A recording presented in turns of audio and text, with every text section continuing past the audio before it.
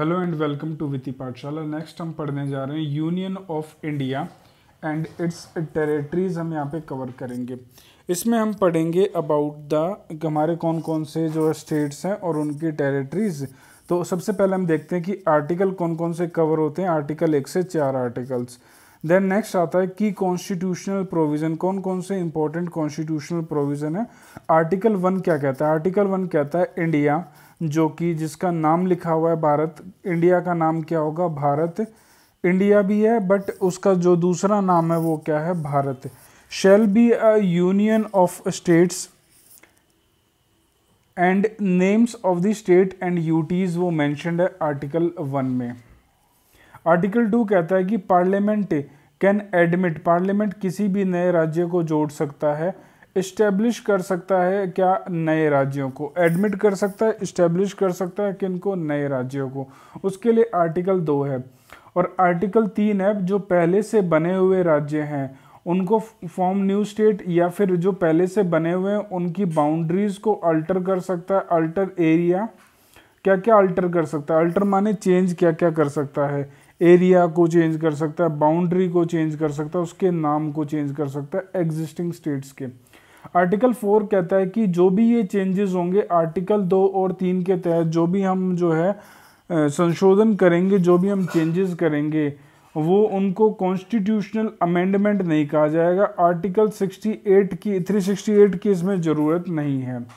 दी changes, इन changes को हम simple majority से भी कर सकते हैं पार्लियामेंट में। तो इनके लिए क्या रिक्वायर्ड है? याद रखना, simple majority. Now current status की अगर आज बात करें तो हमारे पास 28 राज्य हैं और 8 यूनियन टेरिटरीज हैं। Dadar and Nagar Haveli, Daman and Diu को मर्ज कर दिया गया था 26 जनवरी 2020 को। किस एक्ट के तहत? दादर नागर हवेली दमन एंड दीव एक्ट 2019 के तहत। अब एक फॉर्मेशन की सीक्वेंस देख लेते हैं, स्टेट्स कैसे कैसे हमारे राज्य बने हैं। तो सबसे पहले आंध्र प्रदेश बना था 1 अक्टूबर 1953 को। लैंग्वेज, भाषा के आधार पर पहला राज्य जो बना वो आंध्र प्रदेश था। फिर गुजरात, महाराष्ट्र बना 1 मई 1960 को। नागालैंड बनता है 1 दिसंबर 1963 को। हरियाणा बनता है फिर 1 नवंबर 1966 को। देन हिमाचल प्रदेश बनेगा 25 जनवरी 1971 को। मणिपुर, मेघालय, त्रिपुरा 21 जनवरी 1972 को। सिक्किम बनेगा 16 मई 1975 को। मिजोरम, अरुणाचल प्रदेश बनेंगे 20 फरवरी 1987 को। गोवा भी जो है 30 मई 1987 को। छत्तीसगढ़, उत्तराखंड और झारखंड बनेंगे, ये 2000 में बनेंगे तीनों स्टेट्स, और ये बनेंगे 1 तारीख को, 9 तारीख को और 15 तारीख को। और तेलंगाना जो है वो बनता है 2 जून 2014 को। अब बात करते हैं स्टेट रीऑर्गेनाइजेशन की हिस्ट्री पर नज़र डालते हैं। तो स्टेट रीऑर्गेनाइजेशन कमीशन वो कब आया था? 1953 में आया था। उसके चेयरमैन कौन थे? फजल अली थे।